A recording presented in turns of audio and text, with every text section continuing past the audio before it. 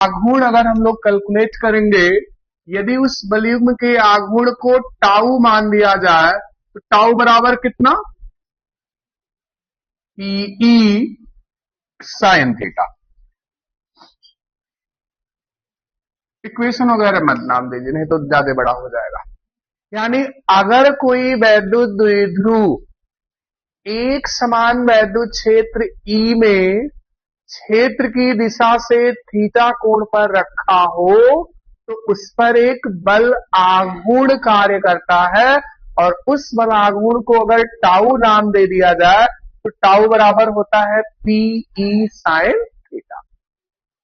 अब क्या करना है, ये द्विध्रुव इस स्थिति में है ऐसे, हम क्या कर रहे हैं, बल आघूर्ण बच्चों चाह रहा है इसको ऐसे घुमा दें, हम इसको बल आघूर्ण के विरुद्ध इसको ऐसे बहुत छोटा कोण, अति सूक्ष्म कोणीय विस्थापन डी थीटा घुमाना चाह रहे हैं। तो पहले छोटा कार्य निकालेंगे, फिर पूरा कार्य के लिए हम दोनों पक्षों को विथ एप्रोप्रिएट लिमिट इंटीग्रेट कर देंगे, क्वेश्चन हमारा सॉल्व होकर आ जाएगा।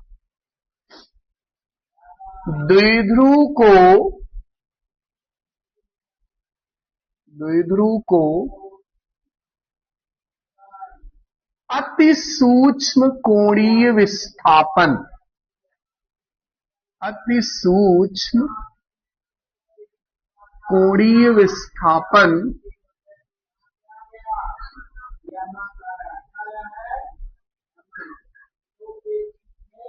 डी थीटा घुमाने में कृत कार्य, हम उसको बहुत छोटा सा कोण डी थीटा घुमा रहे हैं, तो जब छोटा सा कोण घुमा रहे हैं तो कार्य भी छोटा सा होगा, तो माना वो कार्य बच्चों डी डब्ल्यू हो जाए। अच्छा, हम लोग जानते हैं कार्य बराबर होता है बल गुणे विस्थापन, यहां भी तो कार्य ही निकाल रहे हैं, लेकिन यहां बल नहीं है, बल के जगह पे बल आघूर्ण और विस्थापन की जगह पे कोणीय विस्थापन है। मतलब यहां बात रेखीय गतियों की नहीं हो रही है, घूर्णन गतियों की हो रही है। क्लास 11 से कनेक्ट हो रहा है ये टॉपिक। जब आप कार्य निकालते हैं रेखीय गतियों के लिए तब कार्य बराबर बल गुणे विस्थापन लगाते हैं, जब आप कार्य निकालते हैं घूर्णन गतियों के लिए तब कार्य बराबर बल आघूर्ण गुणे कोणीय विस्थापन। तो यहां डी डब्ल्यू बराबर हो जाएगा बल आघूर्ण टाउ इंटू डी थीटा। एक छोटा सा कार्य निकल के आ गया। इस टाउ के जगह पे हम टाउ की जो वैल्यू है पीई साइन थीटा वो लाके पुट कर देंगे, तो ये हो जाएगा डी डब्ल्यू बराबर PE sine theta D theta. ठीक है बच्चों। अच्छा ये बताओ, ये कौन सा कार्य निकला है, कितना कोण घुमाने में, बहुत छोटा सा कोण। अब आओ पूरा कार्य निकालते हैं। पूरा कार्य, तो पूरा कार्य सर जी कहां से कहां तक निकाले, तो हम लोग उसको क्या बोलेंगे बच्चों, चाहे जहां से चाहे जहां तक निकालना हो। आपको 0 से 90 कैलकुलेट करना हो, 0 से 180 अंश हम घुमाना चाह रहे हैं, सारी गणनाएं हो जाएंगी। लेकिन जब हम लोग रिजल्ट डेवलप करते हैं तो हम लोग अंक में नहीं डेवलप करते हैं, हम लोग उसको वेरिएबल लेके डेवलप करते हैं। तो वेरिएबल लेके डेवलप करने के लिए माना प्रारंभिक कोण θ1 और अंतिम कोण θ2, तो उसको लिखा जाएगा।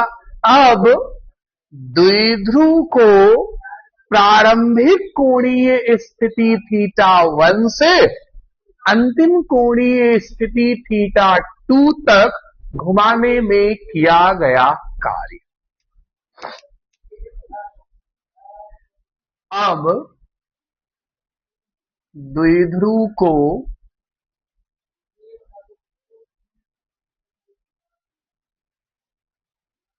प्रारंभिक कोणीय स्थिति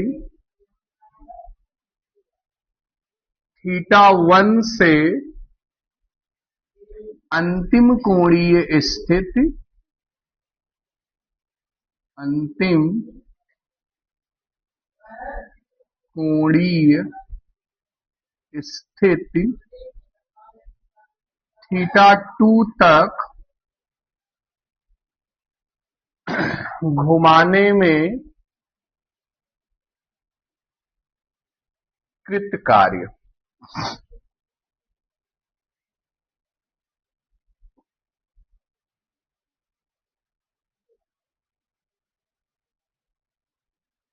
आपके मन में ये क्वेश्चन हो सकता है कि सर जी थीटा 1 थीटा 2 क्या है? अरे भाई कहीं से कहीं तक घुमाओगे ना तो वेरिएबल में चीजें चलनी चाहिए। तो हम मान रहे हैं कि आप थीटा 1 आपका प्रारंभिक कोण है जिस स्थिति में द्विध्रुव रहा होगा, और इस स्थिति से हम इस स्थिति तक घुमा रहे हैं। जैसे हम कहें 0 से 45 घुमाओ, तो थीटा 1 की वैल्यू 0 हो गई और थीटा 2 की वैल्यू 45। तो कहीं से कहीं तक घुमाना हो, इसलिए यहां पे थीटा 1 से थीटा 2 तक घुमाना हो। अब द्विध्रुव को प्रारंभिक कोणीय स्थिति थीटा 1 से अंतिम कोणीय स्थिति थीटा 2 तक घुमाने में किया गया कार्य। इसी के दोनों पक्षों को इंटीग्रेट करना है। इंटीग्रेशन dw और यहां आ जाएगा integration PE sine theta.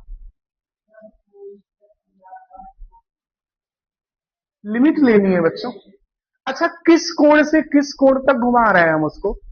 Theta 1 से, और यहां कोण का ही तो इंटीग्रेशन हो रहा है, तो यहां की लिमिट तो एकदम से क्लियर है।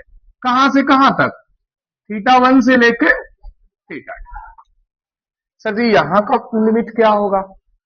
क्या ये आपकी प्रारंभिक स्थिति में है? तो जब प्रारंभिक स्थिति में है तो तनिको कार्य नहीं, वही तो आपका स्टार्टिंग पॉइंट है, और ये आपकी अंतिम स्थिति है, तो यानी संपूर्ण कार्य हो गया। तो आप बता दीजिए इसकी लिमिट कहां से कहां तक? 0 से W। तो यानी प्रारंभिक कार्य 0 और अंतिम कार्य W, और इसी को हम लोगों को सॉल्व करना है। सॉल्व करके हम लोग इसी को रिजल्ट तक पहुंच जाएंगे। चलिए आइए इसको सॉल्व किया जाए। इंटीग्रेशन ऑफ dw क्या होगा? W, और ये हो गया लोअर लिमिट और ये हो गया अपर लिमिट। यहां से कोण का इंटीग्रेशन हो रहा है, साइन थीटा का केवल इंटीग्रेशन होगा, पीई इंटीग्रेशन के बाहर आ जाएगा कांस्टेंट होके, तो पीई आ चुका बाहर, और ये हो गया इंटीग्रेशन फ्रॉम थीटा 1 से theta 2 sign theta D theta.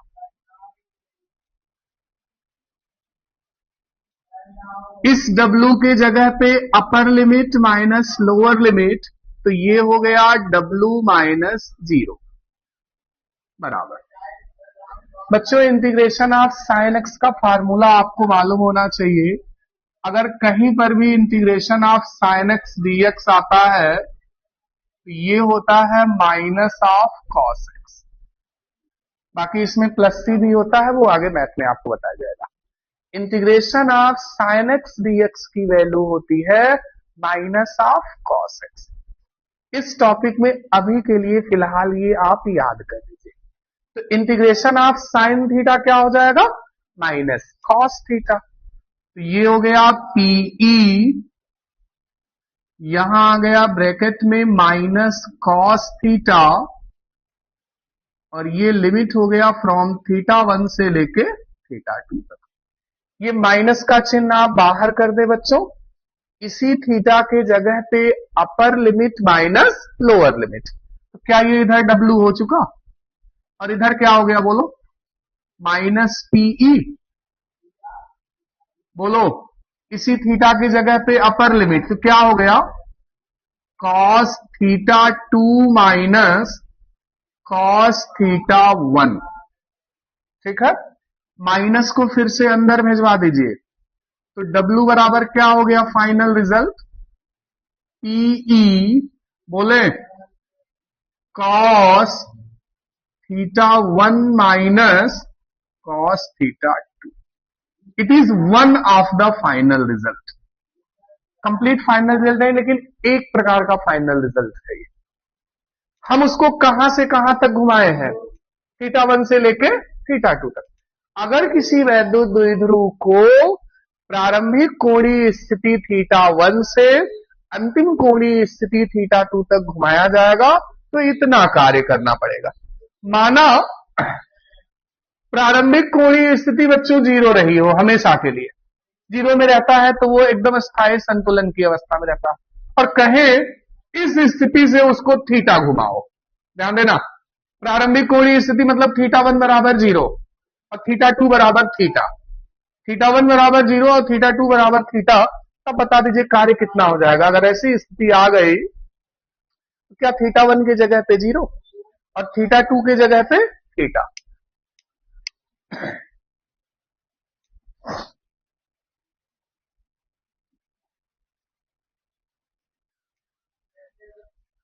यदि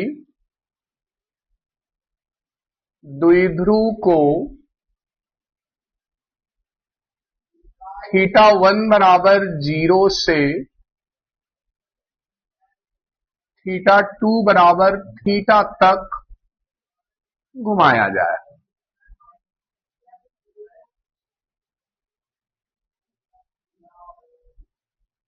तब कृत कार्य बताएंगे। कार्य कितना होगा बच्चों? हम उसको θ1 बराबर 0 से θ2 बराबर थीटा तक घुमा रहे हैं, तो क्या यहां 0 आ जाएगा? cos 0 का मान कितना होता है? 1, और यहां थीटा आ जाएगा। तो बोल दो W बराबर, बोलो बच्चों, PE 1 माइनस कॉस थीटा। ये रिजल्ट हो जाएगा। अच्छा, कुछ और बातें इसमें। ये फार्मूला आप तब यूज करिएगा जब कहीं से कहीं भी घुमाना हो।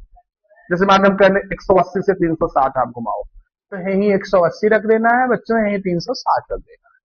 हम कहते हैं आप 90 से 270 घुमाओ, आप यहां 90 रख दो, यहां 270।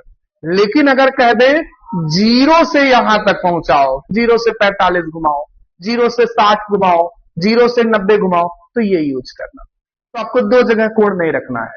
0 से कहीं भी घुमाना होगा, जैसे मान लो 0 से 45 अंश आपको घुमाना है, तो केवल यही 45 है। 0 अंश को स्थायी संतुलन की अवस्था बोली जाती है। तो कभी कभी ऐसे सवाल बना लेता है, किसी द्विध्रुव को अस्थायी संतुलन की अवस्था से 60 अंश घुमाने में किए गए कार्य की गणना कीजिए। तो आपको समझना है कि स्थायी संतुलन से 60 अंश घुमाने में किए गए कार्य की गणना, मतलब हम ये फार्मूला खाली इसी थीटा की जगह पे 60 रखना है बस, और कुछ नहीं करना है। लेकिन अगर दो कोण दे दे कि नहीं यहां से यहां तक घुमाना है, तो फिर हमको यही रिजल्ट यूज करना पड़ेगा। ओके,